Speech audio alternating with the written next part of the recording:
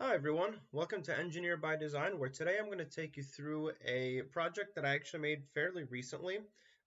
So about a week or two ago, I was at home playing a board game, and this board game had a lot of different tokens, a lot of different pieces, and when I was looking through the board game, it referred me to a YouTube channel called Watch It Played, and through this YouTube channel, they actually had a link to these really cool game trays, which I really and they're like very cheap too, $1.79 for these X trays, and $2.69 for these Y trays. And it got me thinking, like, um, I could try to design a little board game tray. It's something kind of new that I haven't really done before because it's going to be something because I really like the idea of stackability to help with space. So I wanted to try to create something that I could stack. And actually, if you look up tabletop board game tray on Google, there are actually a lot of them out there, like this really nice wooden one. There are these, which are really cute. Looks like they have like a little rivet that puts them together. I was really drawn to something like this, um, or where is it? Something like this. I really like this design. These I would assume are stackable. I am not totally sure, but they look like they are, and I really like that design. There's even stuff like this, which is really nice, and things like this. So there's a lot of different kinds of board game separators, and they are like fairly cheap. I mean, it really does go into like what kind you want, because if you want like something like this, a personalized one, it could run you quite a bit of money. It says here it's $28 on Etsy. But if you want something like this, $12.99. I think I saw a cheap one here somewhere. Well, I mean, in any case, something like this. I don't know how many you get with one order, but it says it's $1.79. I'm assuming one tray is two. Oh, well, I'm assuming one tray is this much. So, and then a six pack is $12, which is like not bad. But um, I felt like we could probably make one ourselves, and it'll be a lot cheaper to 3D print, or if we know someone with a 3D printer. So with that being said, let's jump into our 3D modeling software, which is Fusion 360, and let's get started. So first thing I want to do is I want to lay out the base of it. Uh, I really like the stackability of these and these, but I want it to be a little different than this. I like this design, but I think we can make it a little more ergonomic. So we can, I don't know if ergonomic's the right word, but I want to make it into a hexagon because with a hexagon you would be able to fit just a little bit more into here. Not to say that this is a bad design. This is a very nice design, and I kind of want to use it as inspiration for what we're going to model. So like I said, back into our 3D modeling software, we're going to hit this Create Sketch, and we're going to do a top-down view. We're going to go to the Create tab, and we are going to create a polygon, and it doesn't really matter which one you choose, just don't do an edge polygon. We're going to do a circumscribed polygon. We are going to go off the center, and it's going to be 6 edges, and we're just going to pull it out off the center. One thing I want to do, just to keep it from doing weird things later, I want to make this horizontal. So we're going to go into our constraints. We're going to hit horizontal vertical, and we're just going to make this top one, or even this bottom one, but this top one will make it horizontal. Hit escape. And now we're going to do a sketch dimension. So we're going to go here and here. And what I'm going to do is, so I want the inside of it to be 3 inches, and I know that I want the walls to be a 16th of an inch, which is 0.0625 inches, or based on my accuracy for Fusion, it is 0.63 inches. So what we're going to do is we're going to do 3 inches plus 0.125. And the reason we're doing 0.125 is because both edges are 1/16th, and then 1/16th plus 1/16th is going to be 125. So we can actually simulate it here by using an offset. If we offset this and go in minus 0.0625, and then we measure from here to here, it should be 3 inches exactly. There you go. So that is why we're doing 3.125. Now what we're going to do is we're going to do a 2-point rectangle, and we're just going to place it anywhere. This is going to be the actual slot that we're going to take all of our tokens out of. So then what we're going to do is we want this slot, I guess, or this square to be centered to here. So we're going to go back to constraints and we're going to go to midpoint and we're going to select these two. And basically what Fusion is going to do is it's going to take the center of this line and the center of this line, and it's going to connect those 2 points. So if I hit here and then hit here, it is now connected at the midpoint. Now for sketch dimension, this width is really going to be personal preference. I'm just going to make it like maybe like 1.125 just to keep the consistency, because then that way the inside here is going to be, or here is going to be 1 inch. And this again is really up to you. I'll just make it an inch even, like whatever. Doesn't really matter to me. Actually, we'll make it a little smaller. That's fine. Then what we're going to do is we're going to trim, or we're actually going to remove this here. And there we go. And now what we're going to do is we're going to center these off of this. The reason I did the center line and then deleted it is because it just kind of makes it so I have to do less constraints. Although you could just do this right off the bat, like it really doesn't matter. But there we go. So now everything is defined. So we can grab any point and we can move it around and it won't move. We're going to hit finish sketch, and now we have the basic outline. And what we're actually planning on doing is I'm going to create a second one. I'm going to loft them, and then I'm going to use this little this shell tool, which I will show you guys how to do all this. So what we're going to do is we're going to construct an offset plane. We're going to construct it off of this, and we're just going to move it up. I want these to be about a ½ inch tall, not including the bottom floor of it.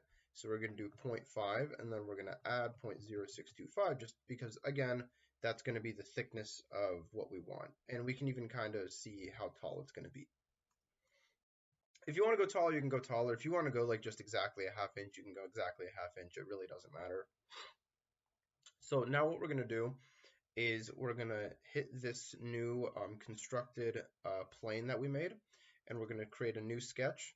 Now what we're going to do, so we don't have to do all this over again, we're going to hit create, and then we're going to project/include, and we're going to project this entire thing. It looks like it wants us to select everything one at a time, which is totally fine. We don't have a lot of lines here, so perfect. Everything is selected. We'll hit OK. And now it has projected our previous sketch onto our current sketch plane, right? Which is good. And I don't want to loft it from here to here. I want this to be opened up a little bit because, like I said, I want these to be able to stack. If we want it to connect just here to here, I wouldn't have made this extra plane and then projected it and all that stuff. I would have just done an extrusion. So there's that. I'm going to make it back to this orientation. And now we're going to hit offset. We're going to hit this whole thing and we're going to drag it out. It doesn't really matter how much. Hit escape on accident. It doesn't really matter how much. I'll maybe just go 0.25.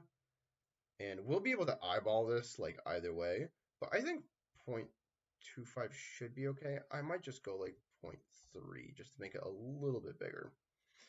Okay, so now we can hit finish sketch, and now what we're going to do is we're going to use our loft tool. So we're going to go to the create tab, and we're going to select loft, which lets us use 2 sketches and connect them. And you can actually do this with multiple sketches, but you know, it kind of becomes hard to control with Fusion. So in any case, that's like a topic for another video. But we'll hit this sketch down here, and then we'll hit this one up here. And since I want these to open up and stack, like I've said 1,000 times, I'm going to hit this one as well.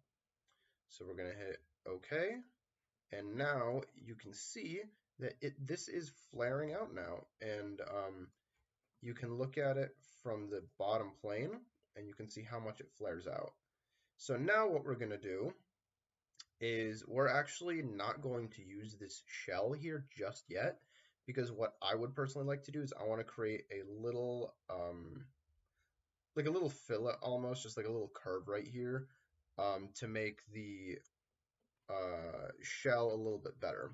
Not the shell a little bit better, but it's going to create that curve when we make a shell out of it. So what we're going to do now is we're going to create a new sketch on the left plane. We're going to zoom in here, and then we're going to do project/include, and we're going to move just a little bit off to the side, and we're going to project. We could actually just project this entire face. So why don't we just do that? What I was planning on doing was projecting this line, and this line. but projecting this whole face will work just fine as well. So now what we're going to do is we are going to actually remove the body. What we're basically doing is we're telling Fusion that I don't want to see this body, so I'm just going to hit here and hide it. Only because like it might just kind of get in the way of what we're doing. So now what I'm going to do is I'm going to create a line, and this line doesn't really, it doesn't have any say in what we're actually going to cut out here. So what we'll do is we'll hit create now. We'll go to arc and 3-point arc, and what we're just going to go here, here, and then what you can do is you can go here and then go with a constraint, oh, excuse me, and then hit constraints and go with tangent, which I can show you both ways actually. So what you can do here is you can select here, here, and then you'll see this little thing pop up right here. It actually locks it in place. This is basically saying that it's going to make it tangent right away, but let's say it's just not working for you for some odd reason. We'll just hit 3-point arc here, here, and we'll just say you locked it right there.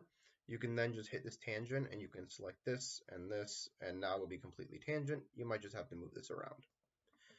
So this height is really like personal preference. I would usually say make it just like a little bit lower, just because if you're planning to 3D print this, it'll 3D print a little easier.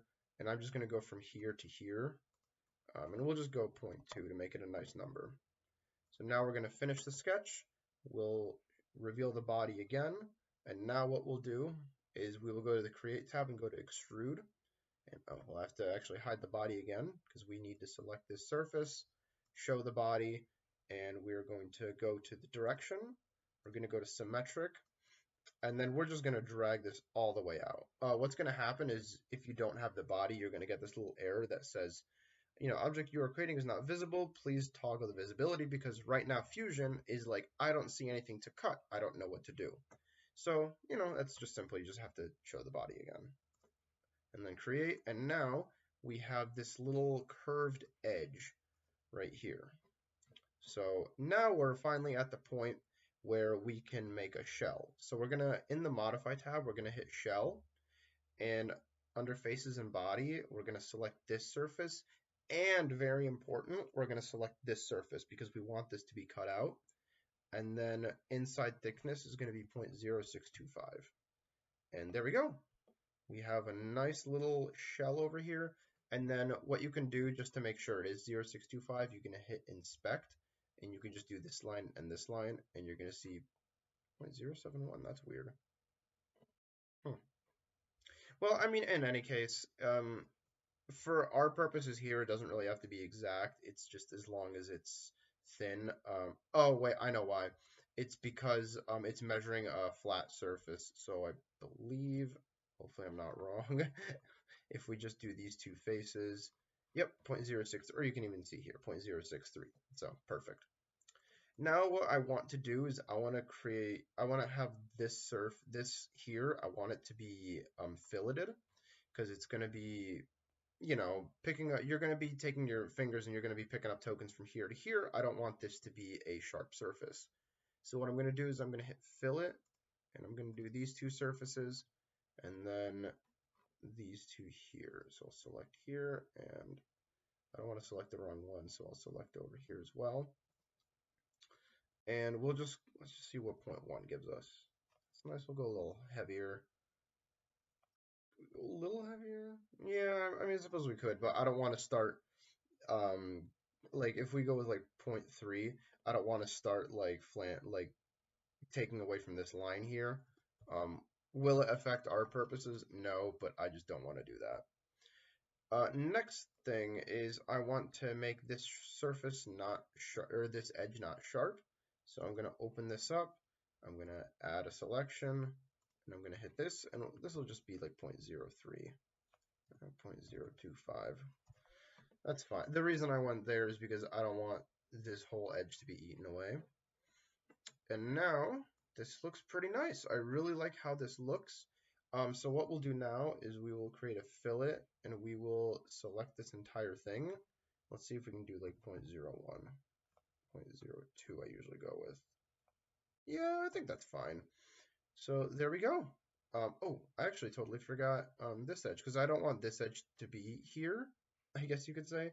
So what we'll actually do is we'll add another fillet and it'll be here and here and we'll make it. Oh, it thinks I'm removing the fillet. So what we'll actually do, we're gonna just delete this, and then select this fillet, add a fillet, and then we'll select these two lines, and we'll go with like 0.2. Nope, we're not. 0.1, 0.15. That's fine. Okay, I like how that looks. And now we will open up this fillet, go with the whole thing, 0.02, and there we go. That is how you make your own custom gaming tray. And if you want to make sure that it can stack, I'll show you guys a little trick. We will hit move/copy, and we're going to select this whole thing, and we're just going to go off the center point.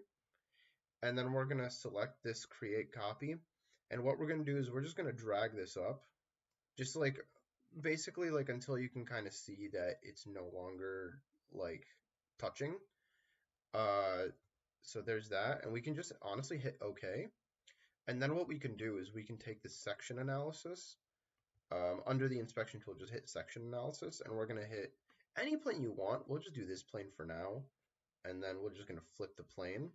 And then as you can see, these are not going to be touching when they're stacking. And then if you would like, instead of cut plane, you can exit this out, and you can select this. We'll flip it again, and you can see again, when they stack, nothing's going to touch. So they should stack fairly easily. And then what we're going to do is we're just going to hit Control Z. And that is pretty much it. If we want to, we can just forego this little thing here. Like if you don't like this and you want this to be split apart, you can just get rid of this little thing here.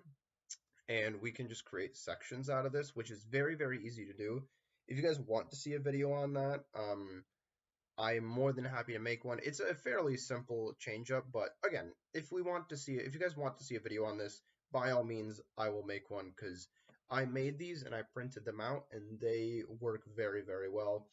Some advice to give is since this is a curved surface, I would say that when you print at a quality of 0.1 millimeters, just because at 0.2, there's going to be too much of a step there and the tokens aren't going to slide as easily. But you could always just go in with like sandpaper or like a file and file it down.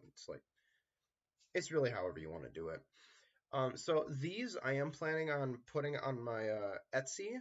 So if you do want to support the channel, that is a very good way to do it. Liking and subscribing and sharing is also a very good way to help me out if you aren't able to contribute to my Etsy, which is totally fine. That's completely optional. I really do this because like I enjoy doing it and not for the money. It's just like a nice little like side gig for myself. So again, if you would like to buy these yourself, you can go on my Etsy to purchase them. Um, or if you would rather just 3D model them following this tutorial and print them yourself, again, you are more than welcome to do that. It's just kind of fun being able to put these out and saying, hey, like, if you want to buy these, you can buy these. If you want to make them, you can make them, you know? So anyway, that's a short little tangent. So thank you guys so much for watching. Like I said, please support me on my Etsy, like, subscribe, share the video with your friends, and I will see you on the next one. Thank you guys so much and have a great day.